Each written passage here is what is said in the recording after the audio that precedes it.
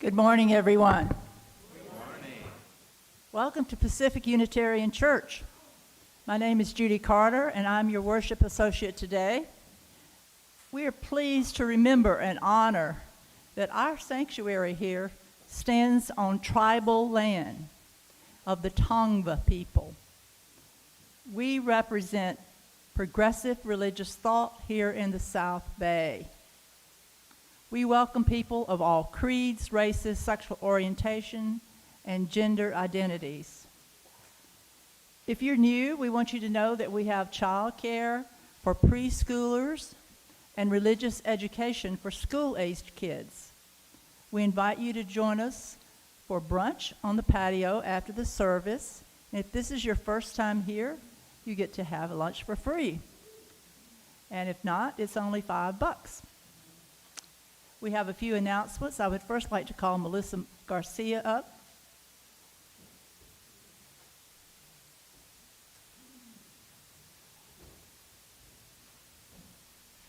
Good morning, everyone. It's a beautiful morning up here on the hill. It's wonderful to see you all.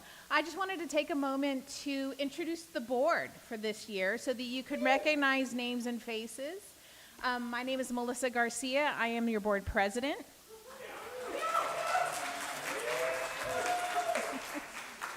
We also have, if you could please stand up and give a wave just so everyone can put names to faces, because not everybody knows everybody. Lisa Seitz. Lisa is our vice president, so if there's anything going wrong, you can talk to her. Jill McKenzie. Is Jill here today? I didn't see Jill yet this morning. She's our past president. She was our co-president last year. Sheila Raymond is our secretary. Alex Kay, I didn't see Alex this morning either. Alex Kay is our treasurer. She's fantastic. She's our treasurer last year. And she's being assisted by Alex Emmett. He's new to the board this year and training for treasurer, so treasurer next year. We also have Kiki Wiley.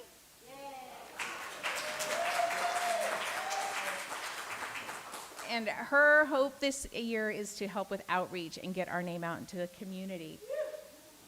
Jabbar Stroud, his last year on the board. I don't think he's here today. And Linda Verges.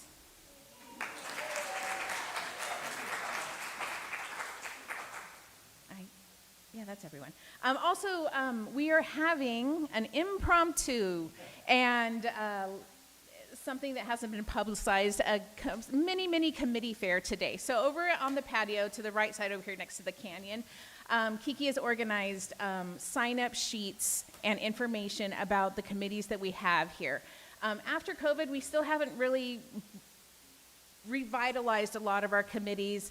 A lot of people are still doing some really good work, but the committees haven't fully come back to where they should and could be. And that's the heart of our community, is our communities. So after service, stop by the tables over here on the right and sign up for anything that you might be interested. It's not a commitment. It's just to kind of gather more information and get things moving and rolling again in our community. Have a wonderful day.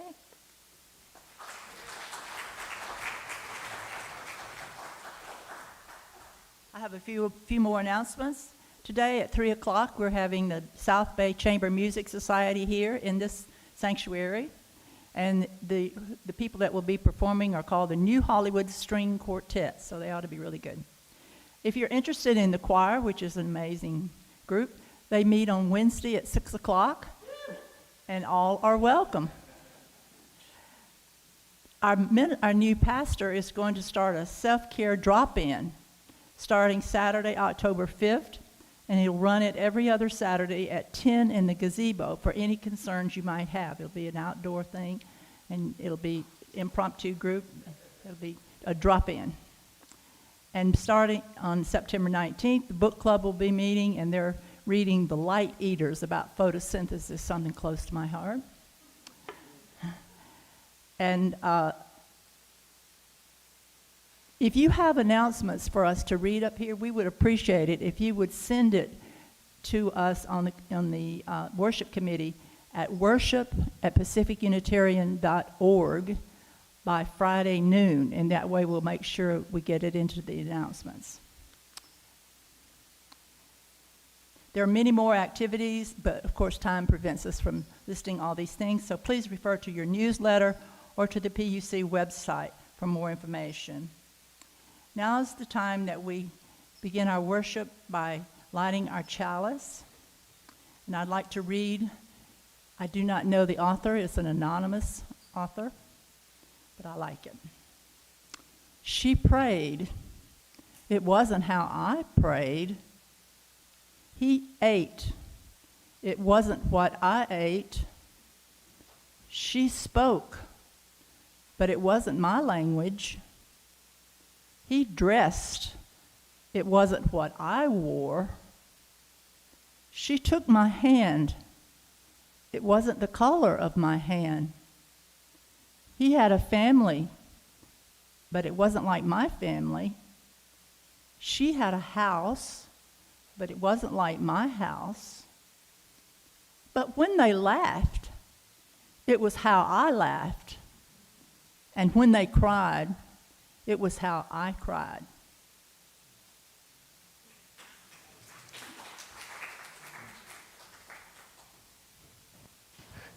Thank you, Judy. Can everyone hear me? I have a lavalier mic on. Isn't that amazing? Yeah. Who said miracles don't exist? No. I'm Joshua. I am the pastor here. Today is a special day. Normally in the fall, churches, UU churches around the world actually, do an ingathering to start the liturgical year after the rest of the summer, or the unrest of the summer, as the case may be. So I'm going to do a little ingathering prayer to start the service. And this is adapted from words I found by Reverend Eric Cherry.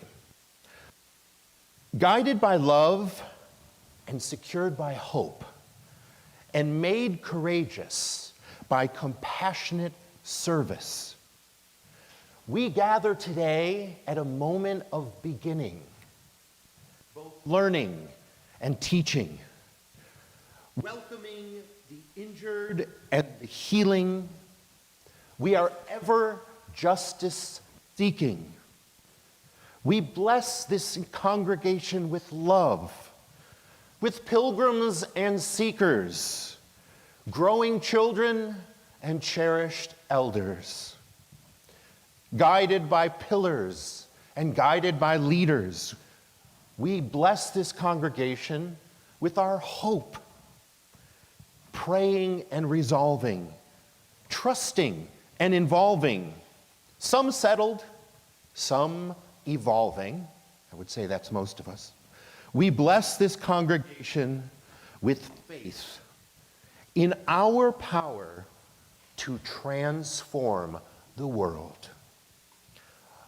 Let us receive our ingathering, this ingathering today, as a gift. May it inspire renewed commitment to our great covenant of love and of hope and of service. May our eyes be open to opportunities for broad and broader ministry within and throughout and beyond. And may the blessings we come to know through that vision, be also a blessing to the world. Amen. Now, please rise in body or spirit as you are able for our opening hymn, which is number 210, Wade in the Water.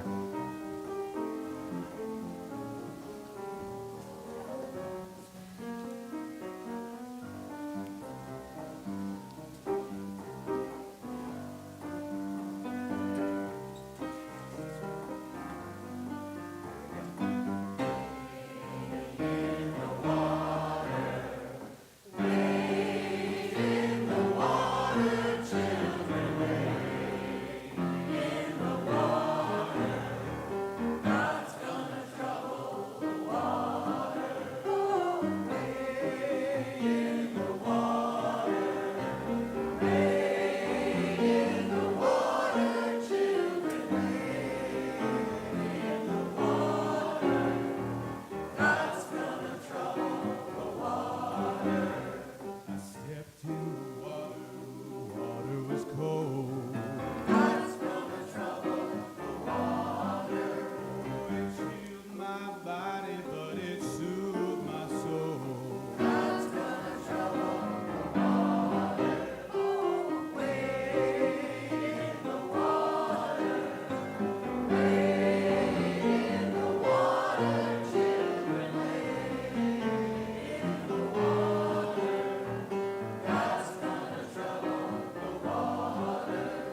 I went to the water one day to pray.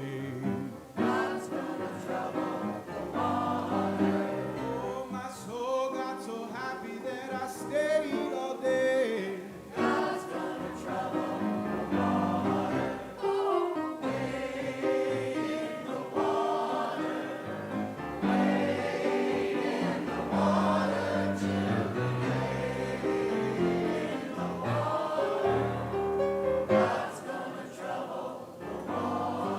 I dipped my head in the water, the source of all. There I found myself when I heard the call.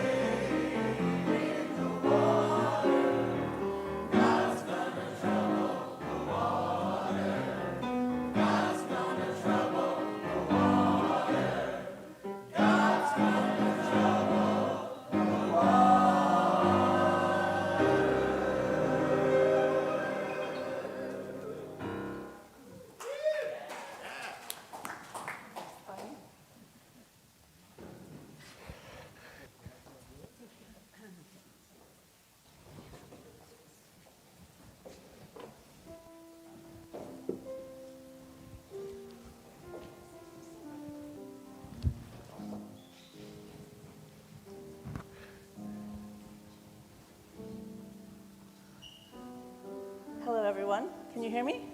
Great. I have a lavalier for the first time today, too, so I'm very excited. Yay! I would like to welcome any children or the young at heart or anyone that would like to come down for the story. Okay.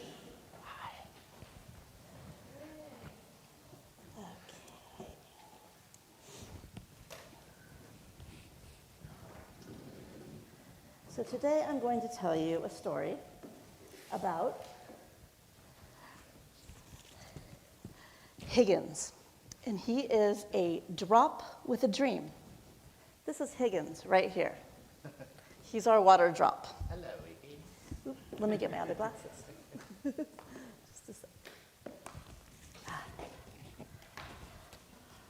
Okay, that's better. All right. Higgins was no ordinary drop of water. He was a drop with a dream. He lived in a valley where it had not rained for a very long time. So all the lovely grass was turning brown. All the beautiful flowers were wilting, and all the trees were starting to droop. Higgins had a dream that one day the valley would be a beautiful place again. But what could he do? After all, he was just one drop of water. One day, Higgins decided to travel and tell all the others about his dream. Look, more drops of water. All the other drops listened very politely, but no one believed his dream would come true. Higgins, said one of the droplets, get your head out of the clouds. You can't spend your whole life dreaming. Higgins decided that he had to do something to make his dream come true. So he began to think, and one day, as he walked by a rusty old bucket, he had an idea. If enough of us drops of water got together in this bucket, Higgins thought, there would be enough water to sprinkle on a few flowers and help them grow and become beautiful again. Eagerly, Higgins told everyone his great idea, but everyone thought he was being foolish. That Higgins is nothing but a dreamer, they said. Higgins decided he had to do something to convince the others he was right. So he said to them, I don't know about you, but I am getting into that bucket, and I hope some of you will join me. Then there might be enough water to at least grow some beautiful flowers again." So Higgins ran as hard as he could. He jumped through the air, and he landed kerplunk into the bucket. And there he sat, just a drop in the bucket. And for a long time, Higgins was very lonely. It seemed like no one else was going to join him. But after a while, some of the other droplets could see that the grass was dying, and the flowers were wilting, and the trees were drooping, and finally they all agreed that something must be done. Suddenly, another drop shouted, "I'm going in the bucket with Higgins," and he leapt through the air and landed in kerplunk in the bucket. Then two other droplets yelled, "Wait for us!" And they hopped through the air and they landed in the bucket. And then 10 drops jumped through the air and they landed in the bucket. Then 30. Then 50. And then there were thousands, hundreds, and thousands of buckets in the water. And along came a beautiful breeze, a big, powerful breeze, and the water flowed together, and the buckets, they spewed all over the valley.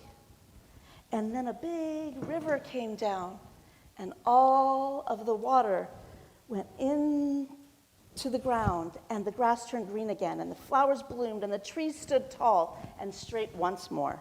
And all this happened because Higgins had a dream, and his dream came true. Because he knew that although he was just one drop in the bucket, enough drops in the bucket make a bucket full. And when there are enough buckets with the wind behind them, then justice will roll down like waters and righteousness like a mighty stream. The end. Would you guys, can you hear me? I don't know if this is on. Oh, am I turned up? Yes. I am, okay. Can you guys help Higgins start our water ceremony by pouring him into this? Would you guys do that?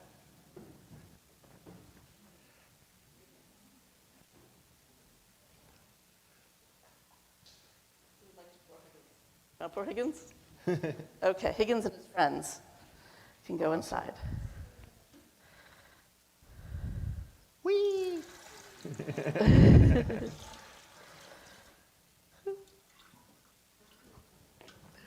Thank you. Thank you. Starting the water ceremony.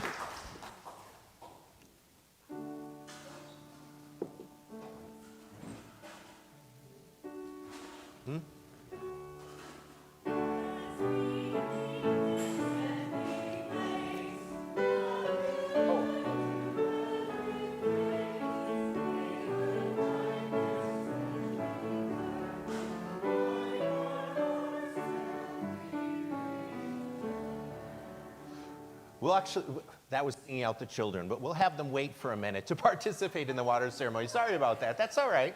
I know they already participated, or you did, so we'll sing you out in a minute. But I'd just love for you to see the rest of the ceremony. So we gather this morning offering these gifts of water, as Higgins did. Thank you, by the way, Kara. The bucket, and have all the rivers flow. So we've brought with us, some of us have brought with us samples of water. They're from different places, from oceans, from lakes, from rivers, from pools, from faucets, and more. And all of these are sacred places, and places that became sacred because of our connection to them. And that's what the water symbolizes. This water, the water we have brought, the water we have connected to, has supported, has enriched our lives individually. And so today, we share it with each other so that it may support and enrich our lives collectively as a community. That's what the water ceremony symbolizes. And some of us may decide also not to bring up water, but to bring up an empty cup as recognition of those lives who have historically and who are currently being denied sources of clean water. So I'd like to invite you in a moment to come up and pour your water into this communal vessel. Add to the drops. And as you do, I want you, or I ask you to please reflect. Think about why you brought the water, what you brought with you when you connected with that water emotionally and spiritually. Why is it is meaningful to you emotionally and spiritually from these moments and these places where you were supported by water. Some of you have already composed thoughts in writing, which we will display on the board back there on the campus where it says Healing Water, to be shared with the community. And I'd ask all of you to go and read them at your leisure and absorb how water has supported all of us and what we bring to the community to support us together. And also feel free to write something after the service as well. There's paper and pens out there that we can then post if you haven't written already. So as you come up and as you share in this communal ritual and reflect upon all of your emotional and your spiritual journeys, connect to these watery places. I encourage you to also consider our spiritual journey going forward. Bring your water up, your spiritual journey, and as you put it in there, connect to our spiritual journey and think about what it means going forward. And then following the service, please read all those meaningful stories of water, what water means to each of us, and reflect on the meaning sharing that it brings to our community. So let's start maybe over here.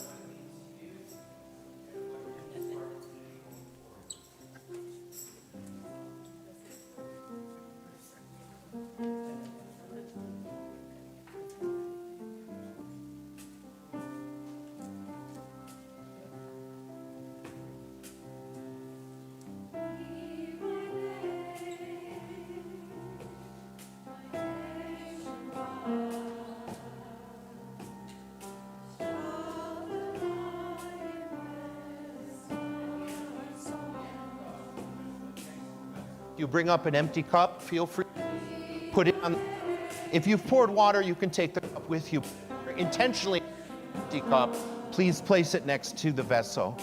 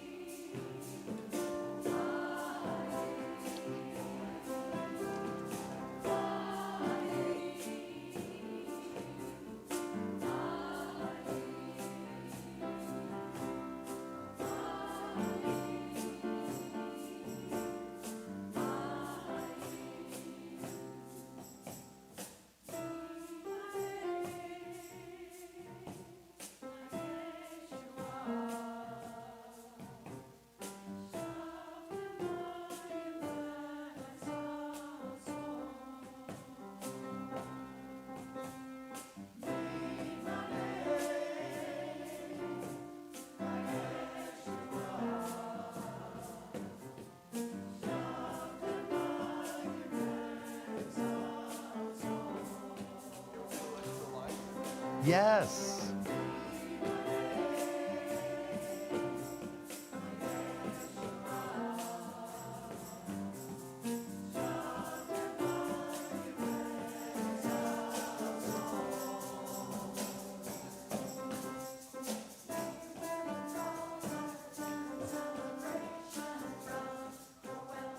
We draw water in celebration from the well springs of liberation. We draw water from celebration from the wellspring of liberation. We draw water from celebration from the well springs of liberation. We draw water of celebration from the well springs of liberation.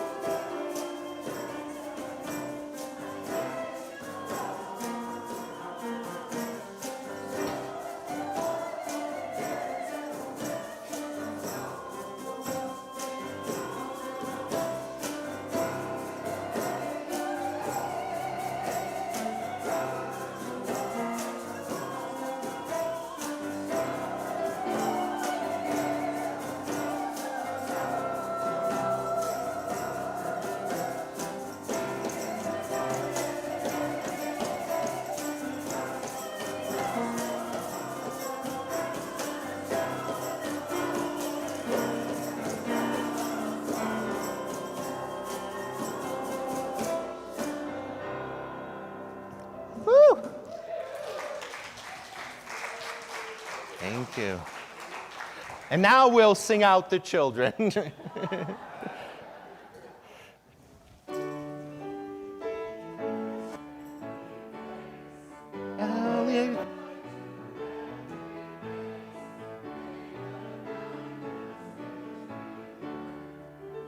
Our hearts till we return. Thank you all for participating. So, I'm going to do a very short reading that'll lead into my reflection. In the reflection, because it's Ingathering, I'm going to talk about our covenant that challenges us to service to others based on their humanity. So I'm going to read a short paragraph from Erich Maria Remarque's book, All Quiet on the Western Front, in which a young German soldier who has just killed an enemy with his own hands talks to that enemy's body and says, "You were only an idea to me before, an abstraction that lived in my mind and called forth its appropriate response. It was the abstraction I stabbed. But now, for the first time, I see you are a man like me. I thought of your hand grenades, of your bayonet, of your rifle, and now I see your wife and your face and our fellowship. Forgive me, comrade.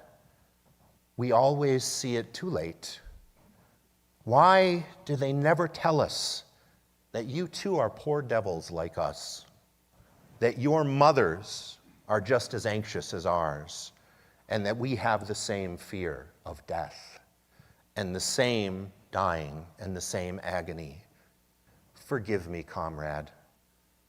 How could you be my enemy?" And we'll do our centering hymn, number 1011, Return Again.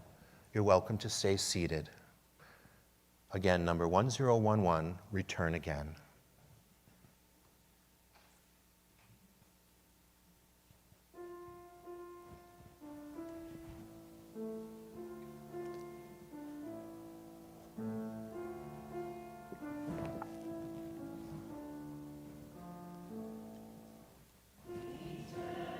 Again, return again. Return to the home of your soul. Return again. Return again. Return to the home of your soul. Return to where you are. Return to what you are. Return to where you are. Return again. Return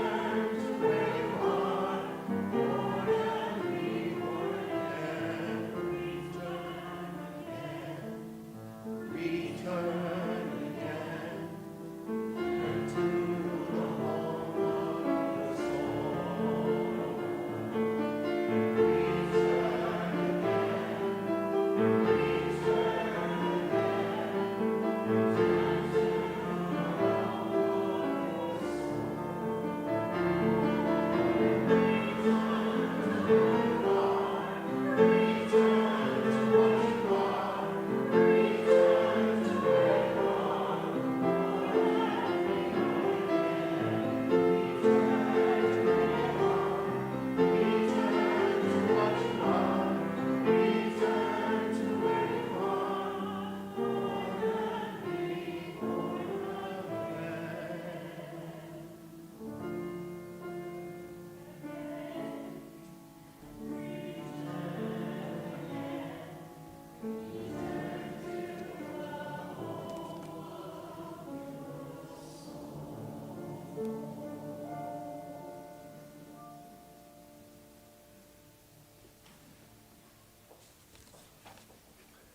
Thank you so much to our Shana and Severin, our wonderful choir, and Abraham.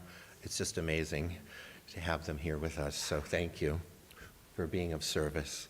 So, as we gather today to begin the new worship year, I want to focus on, and I hope you'll focus with me, on what we are here to do every day.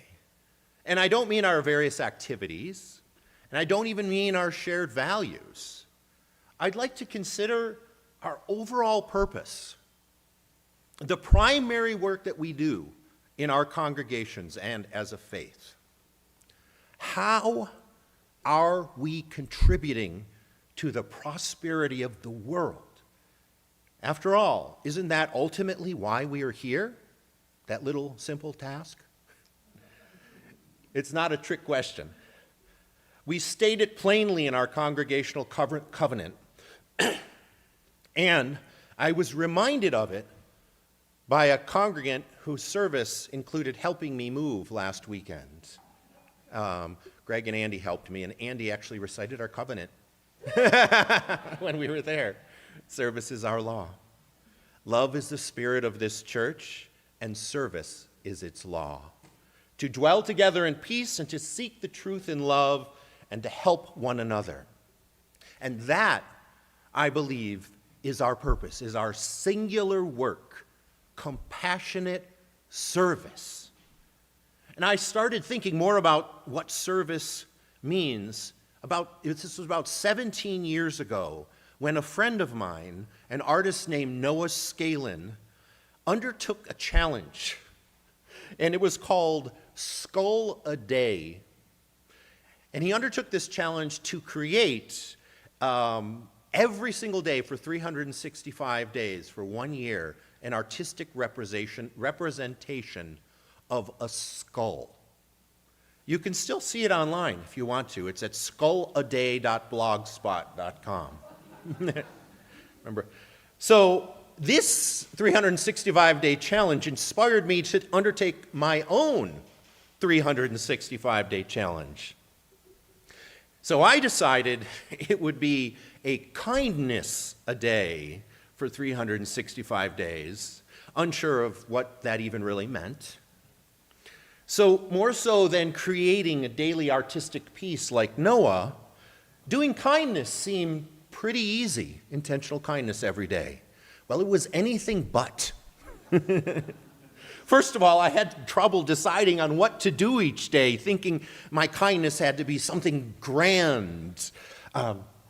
So one day, I went to the parking lot of a large grocery store, and I collected all of the carts, and I pushed them all in.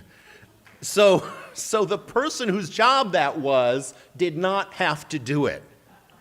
Let me tell you, they don't get paid enough to do that multiple times a day. Another day, I decided to take some chalk, and I would go around the city writing kind words on the sidewalk or places, wherever, with chalk to brighten people's mood as they went about their day. I figured chalk would wash away, so that was okay. Well, local shop owners and security guards did not agree that it was okay. After about a week, unfortunately, I gave up on this challenge. Never to be kind again. Doing intentional acts of kindness is not easy. So years later, when I became a UU minister, I revisited this challenge and the concept of kindness, or as I now understand it, the concept of being of service with compassion. First, I considered its opposite, causing harm. A driving force, if not the single force, behind all of the evils of the world is fear. And those that seek power over others utilize fear as a means of control. And consequently, we get hatred and we get harm. There is physical harm, like war or any attack on life, and restricting opportunities and resources, or denying the worth of another, is emotional and spiritual and psychological harm. In considering harm, I realized another reason acts of service are so hard is that it is human nature to want to react to harm with reciprocal harm. That's human nature. So the antidote to those forces of evil and the harm they incite is this very difficult work we do, service through love. That's the antidote. And what's more, it can't be something like I did, that I plan every day for a day and that I undertake only at certain times and in certain circumstances. There's always harm, so there must always be service. It is what I must do, I realized, every moment of my life, or attempt to do, or work to do. Now, I arrived at this conclusion, which most religious practices, if not all, also arrive. Buddhism states the antidote to fear is loving kindness, and the antidote to hatred is altruistic love and compassion, and the antidote to anger and aggression is patience. Judaism requires adherence to what are called mitzvot, or commandments that center good deeds, service. Christianity compels adherence to love thy neighbor, service. Therefore, thinking about this, that all religions have some form of this, I remind myself of how Unitarian Universalism and our call to service differs from other faiths. First, we are not beholden to any particular divine entity or promised a reward of God's favor or of saving grace or of eternal peace in heaven or any variation thereof. The divinity that we answer to is that of collective life and the wonder of the natural world. And our reward is love and peace. Unlike other religious practices, our values don't include blind faith in or fear of some omniscient, prime mover, creator God. Our values, as we know, center love around interdependence and equity and transformation and pluralism and generosity and justice. And far from blind and afraid, we embrace the challenge of living our values mindfully and attentively and with joy and realism. While other faiths have specific paths and specific guideposts, inspiration is broad. It's uninhibited. It's inclusive of those sacred and of secular and of scientific understandings that help us make meaning and live into our values.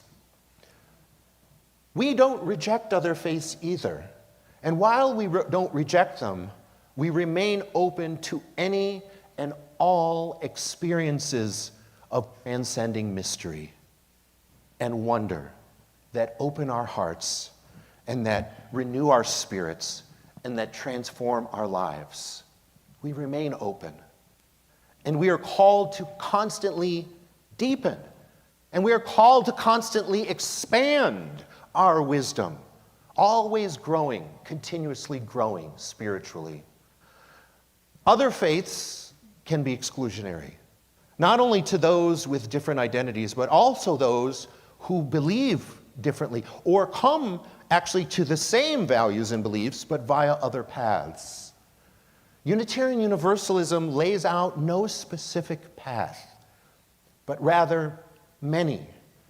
And it empowers all identities and all beliefs, requiring only this: adherence to those universal principles that we share, that are also professed across and outside of all faiths, while recognizing the right to act on these values as each individual sees fit.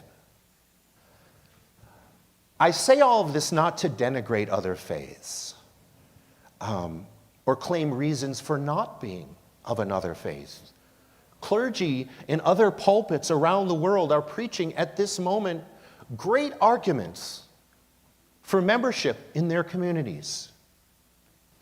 Rather, I am reminded of these tenets of Unitarian Universalism as inspiration not to not be of another faith, but for being of this faith. If indeed acts of kindness and service are always needed, and the universal solution to harm, I've moved on. That was talking about faith. So, if indeed acts of service and kindness, going back to that, are always needed, as I figured out in analyzing my experiment, and they are the universal antidote, the universal solution to harm, why indeed is service so difficult? Why is it truly work? Why do we call it our work? Sure, moving grocery carts around a parking lot is literal work. But if, for instance, someone falls in front of me, it would seem that helping them up is natural and is easy. It is not. And here are just a few reasons. Maybe the person does not want to be helped. Maybe I am not strong enough, or they have a contact-transmitted disease, or there is some other reason that I'm unable to help them. Now, these things can be overcome if we're mindful of another's desire for service, if they want to be helped, or we find alternate ways to help those we can't personally help. We can overcome those things. But what if the person who fell has committed an act of violence against me or my loved ones, or intends to do so? It's not so easy then. Then it becomes truly challenging, emotional, spiritual, and psychological work to provide service to that person. Yet in our call to service as our law, that is our call to service as our law unconditionally, that too is also work that I commit to doing. How then do I serve those that every ounce of my being says I should not or need not serve? As a minister in the very divided society in which we live, I'm regularly asked variations of that question. And to develop some possible answers, I look to one of my personal greatest influences, the French molecular biologist turned Buddhist monk, Mathieu Ricard. Actually, the book that I read, which began my spiritual journey, was his book called Happiness, a guide to developing life's most important skill. And I'm still working on that skill. It turns out he also wrote a book about service. It is called Altruism, the Power of Compassion to Change Yourself and to Change the World. So I picked up a copy of that in thinking about this. Ricard gives the example of a physician. A physician doesn't decide whether or not to treat a patient based on what they are or what they believe. The spiritual physician must do the same with kindness and compassion, treating all based purely on our shared humanity. Strip away all that makes someone good or bad, and we are all equally human. Ricard writes that, like the sun that shines equally over both the good and the bad, over a magnificent landscape as well as over a pile of trash, impartiality extends to all beings without distinction. The sun shines on everything. What's more, since we are all interdependent, harm to others is ultimately harm to ourselves. And service to others is service to all, including ourselves. Ricard later gets into the specifics of what kindness towards those who harm looks like.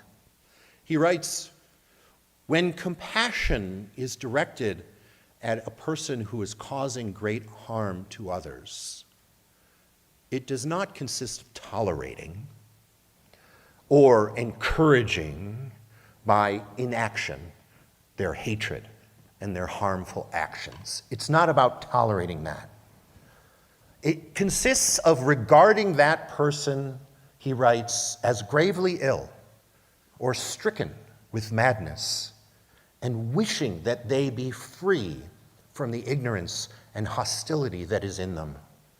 And this isn't a judgment either. This does not mean that one will consider anyone who does not share one's moral principles or deeply disagrees with them as being ill. People aren't ill because they disagree with you. It refers to people whose views lead them to seriously harm others. In other words, it is not a matter of contemplating harmful action with equanimity or even indifference, but of understanding that it is possible to eradicate their causes the way one can eliminate the causes of an illness. Ricard continues, compassion does not exclude doing anything possible to prevent the other from continuing to harm. It does not prevent us from using all means available to put an end to the crimes of a bloodthirsty dictator, for example.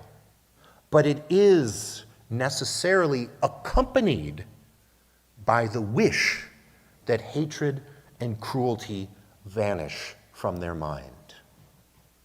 In the absence of any other solution, this service, this altruism will not forbid recourse to force, provided this is not inspired by hatred, but by the necessity to prevent greater suffering.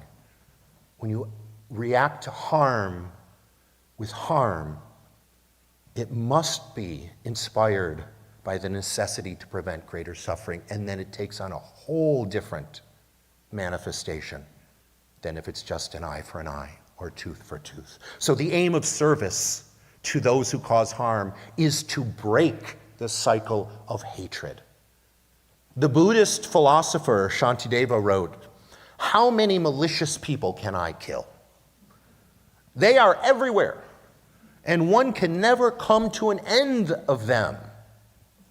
But if I kill hatred, I will overcome all my enemies." So through my consideration of service, I realized that in each and every moment of my life, I must think about how to be of service to myself, to every other, and to the world with impartiality. It's a challenge, a constant challenge, and I get it wrong a lot. But just as I keep the laws of society to the best of my ability, I keep my commitment to the law of service to the best of my ability. And neuroscience research has actually corroborated that training in developing altruistic love and compassion induces a restructuring in the brain at both the functional and the structural levels. So the more I do it, the better I get, and the easier it gets.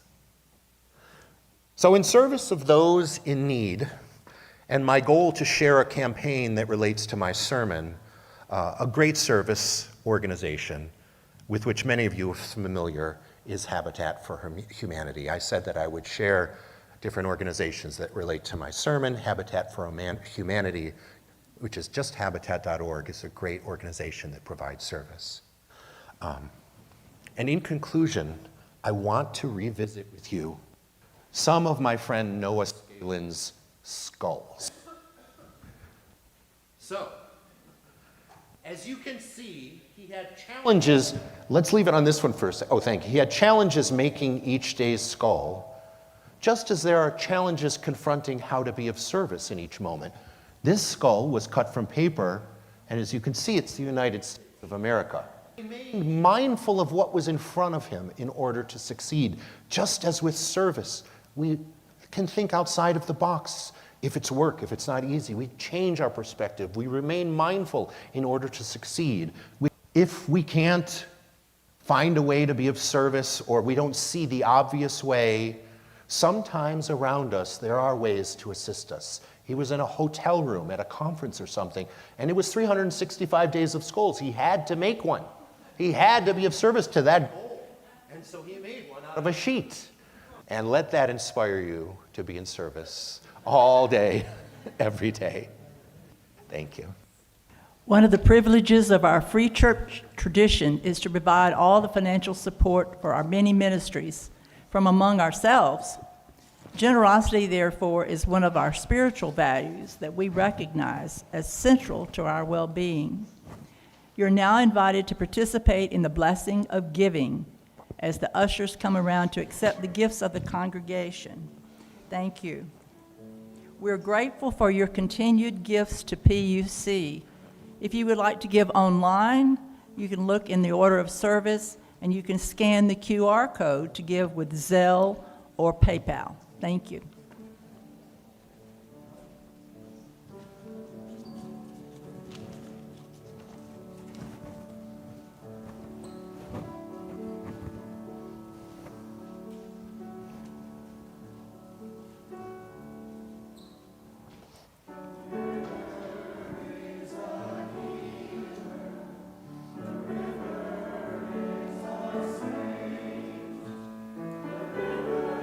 Knows no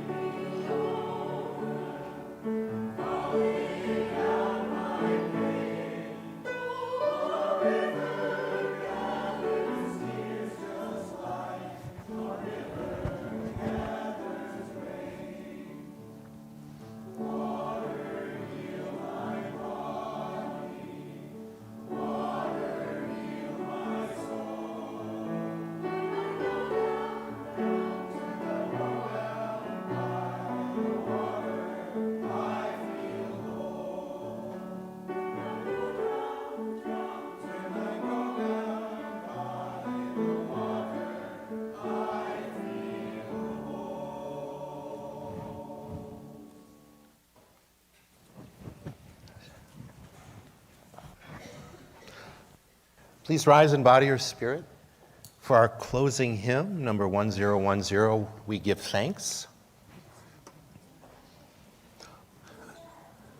While the choir is sitting, I just wanted to say a couple quick things to be of service that I thought about. First of all, I wanted to let everyone know, and I'll share in the newsletter, that I have Tourette syndrome. And so you'll see me sometimes twitching or moving my neck or sniffling or clearing my throat, and that's what it is. So you should all know that if you were ever wondering. It's not severe. And secondly, I said 2 weeks ago in my sermon that Paul Laurence Dunbar was the first published African-American poet, and someone put in my inbox that he was not. And that's great.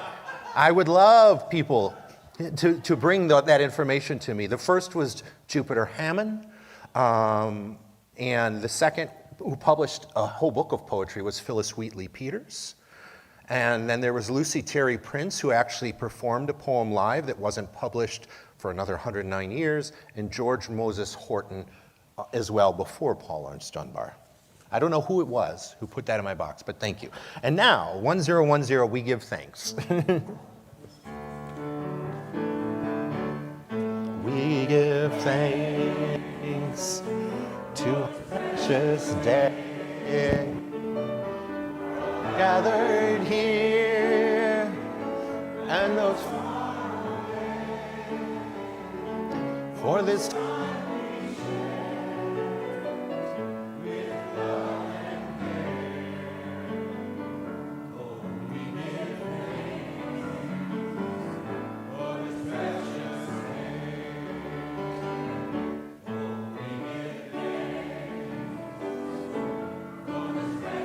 Day for all gathered here and far away, with love and care. Oh, we give thanks for this precious day.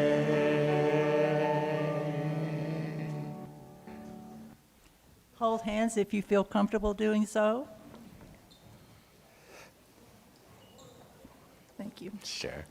This church is dedicated to the proposition that behind all our differences, beneath all our diversity, there is unity that makes us one and binds us together forever, in spite of time and death and the space between the stars. We pause in silent witness to that unity. May the blessing of love be upon you. May love's peace abide with you. May love's presence illuminate your hearts, now and forever. So be it.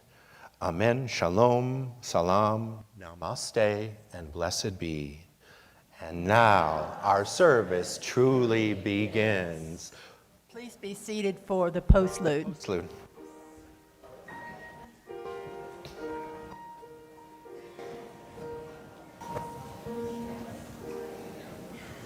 I think of home, I think of a place where there's love overflowing.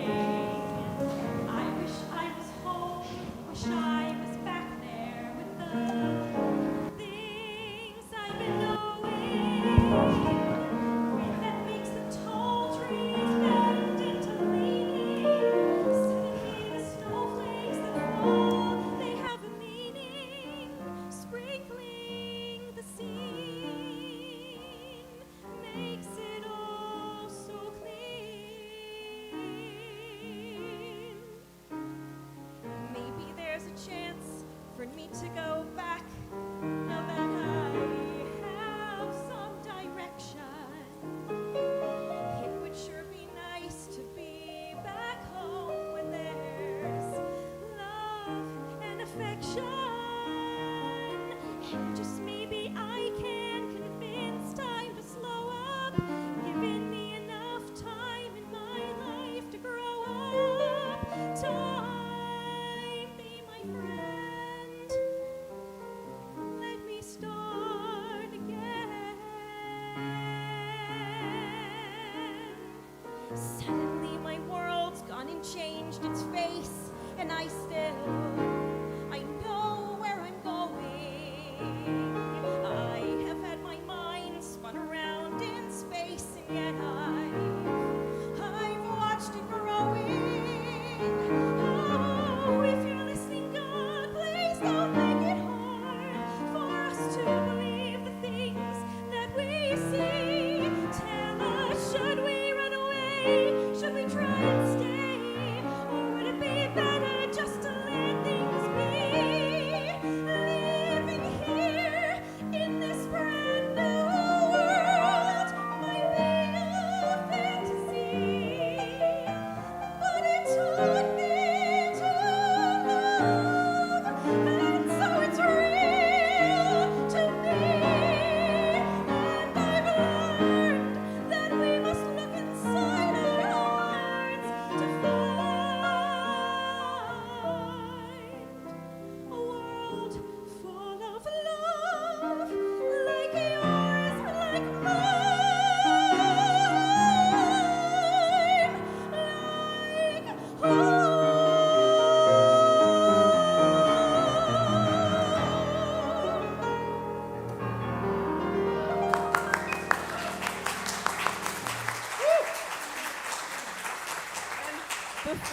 Before you asked me, it was from The Wiz.